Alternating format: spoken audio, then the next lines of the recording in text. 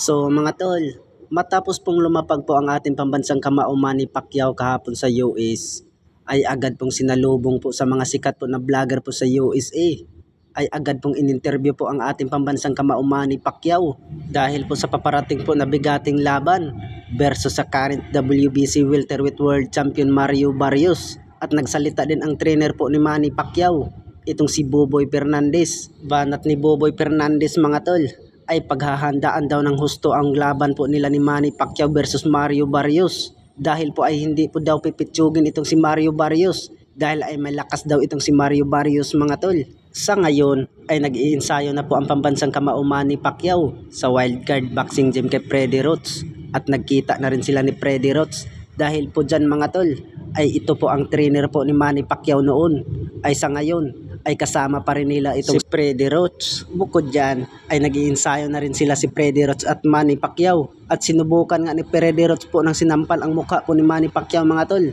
Pero hindi po nakailag ang pambansang kamao Manny Pacquiao. Dahil banat po ni Freddie Roach ay kung kamao daw ni Mario Barrios yun, ay delikado itong si Manny Pacquiao. Kaya po nag-iinsayo po sila mga tol para po sa paghahanda po ng bigating laban. Samantala ay 2 buwan po ang pag-iinsayo po ni Manny Pacquiao mga tol.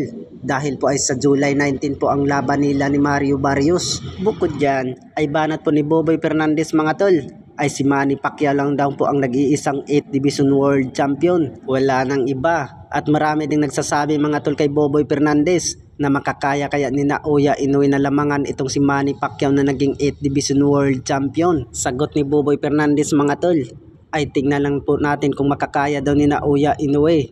Ay sa hindi po nakakaalam mga tol, ay 4 Division World Champion pa lang itong si Naoya Inoue. Sa kabilang banda naman mga tol, na hinamon po sa 2 weight classes undisputed at kasulukuyang 4 Division World Champion Naoya Inoue at kapwa niya Japanese fighter na former 3 Division World Champion Junto Nakatani.